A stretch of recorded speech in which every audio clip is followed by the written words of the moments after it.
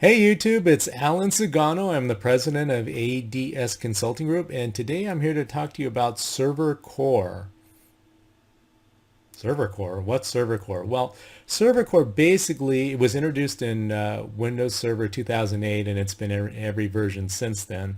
It's basically a Windows installation that's stripped of the GUI. You have like a command prompt, and there's a menu text like DOS text style interface called sconfig, and you can run PowerShell in it. But short of that, it's basically all the GUI components of Windows has been stripped away. We recommend actually, if you can go server core, go server core for a couple of reasons. One is because there's fewer things on the OS itself. It's easier to patch. It requires fewer patches. The attack surface of the full-blown installation of Windows is this big. Server core is much smaller because it's got most of the Windows components is stripped away from it. They just don't even exist.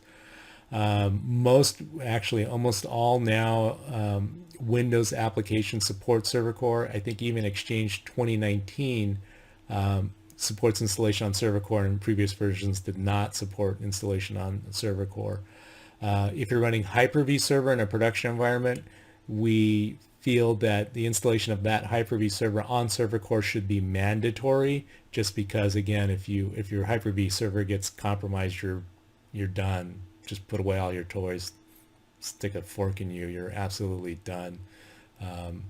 And you still want to isolate the management network on a separate VLAN and control access into that management network, of course. But Server Core definitely will increase your company's security exponentially. The pushback here might be, well, I don't know all the command line stuff and I don't know PowerShell that well. So what we also recommend doing is standing up a management server that has a full installation of Windows. And then what you do is you take that management server and you manage all the other servers remotely. And it's pretty easy to configure the Server Core servers for remote management.